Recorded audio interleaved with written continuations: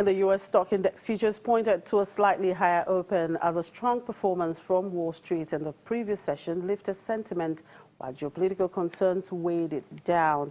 In the previous session, U.S. stocks closed at record highs with the Dow Jones Industrial Average closing 255.93 points higher. Equities were boosted after news emerged that the Senate took a step towards passing a bill aimed at reforming the U.S. tax code. Now, looking at the batch of data coming out today that will keep investors busy. That's at 7 a.m. Eastern Time. Mortgage applications are due out, followed by the all-important GDP data for the U.S., which is set to be released at 8:30 a.m. Eastern Time. The pending home sales index is then due to be released at 10 a.m. Eastern Time, while the U.S. Central Bank's beige book is expected at 2 p.m. Eastern Time. Now, speaking of the U.S. Federal Reserve, current Fed Chair Janet Yellen is expected to testify on the outlook of the U.S. economy before the Congressional Joint Economic Committee. In Asia, markets closed mostly higher today as investors shrugged off North Korea's latest missile launch. North Korea on Wednesday local time launched a likely intercontinental ballistic missile that landed in the Sea of Japan. The launch, the North's first since September 15, came after the U.S. classified North Korea as a country that supported terrorism on November 20. Japan's Nikkei 225 shrugged off the North's latest missile launch and rose 0.49% by the end of the day. Across the Korean Strait, the benchmark Kospi index was little changed, closing lower by 0.05%. Greater China markets came under some pressure earlier in the day, although mainland indices ended in positive territory.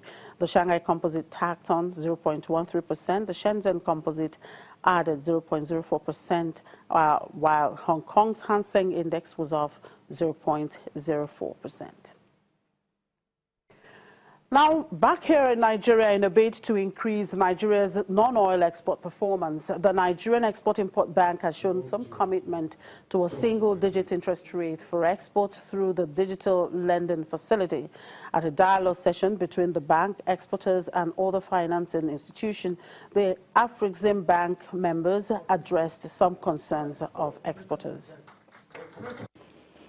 Because you are not dealing with the same jurisdiction. This is cross-border trade. You are trading in a domain that you have different legal requirements, different regulatory requirements, policy issues, so you must meet up with their requirements. So we cannot say that if the micro enterprises are unstructured, we will not fund any unstructured business. I think NEPC said something about basic bookkeeping. We have to be structured to actually meet export requirements. So it's important that you grow your company. The first thing is that if you start a business, we will suggest and advise strongly that you also do the business domestically, undertake local export. The market is large. Nigeria, over 170 million population, is not a small size. So you test your products locally. By the time you now get local acceptance, begin to build it, then you can eventually export. So please, we demand structured export business. Then on the interest rate, something new. Yes, we have a new management in place. And that's why we said that we don't need you to come to us because we want to come to your business. The business is in your premises and not in the bank's premises, isn't it? So it is important that we want to come to you and know what you're doing and assess it. Interest rates, you cannot have it all the way good. We cannot start with 2%, 3%, but we have started with a single digit of 9%. Let us try that. The same exporters, you have been taking 20%, 30%, and you're doing the business.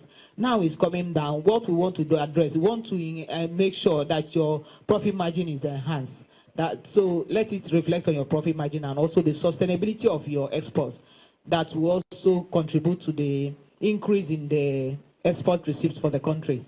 So we'll continue to work around the interest rate. It is in our collective interest that we also match the interest rates of other exim banks in other countries. But we are starting from somewhere, and I think it's quite commendable. The issue of collateral. I said it here that the collateral will take, the security for any loan is transaction specific. It has to do with the project that you're promoting. There are some projects that will take landed property, yes. If we are asking for 5 billion and it's going to be a long tenure project, is the transaction that will define the kind of collateral. Then we also have for commodity and a short-term facility. We will not be asking. It could be a warehouse collateral arrangement, and it could be. We'll work around it. One thing we are sure is that there will be no stringency in terms of complexity with the type of collateral we take. As much as possible, we want to simplify the transaction with you, but again also protect the bank in terms of the exposure. So it will not be burdensome, but there will be appropriate cover that will protect the interest of both parties. We'll take a quick break. When we return, Kenya Airways shares more than doubled today after restructuring. Do stay with us.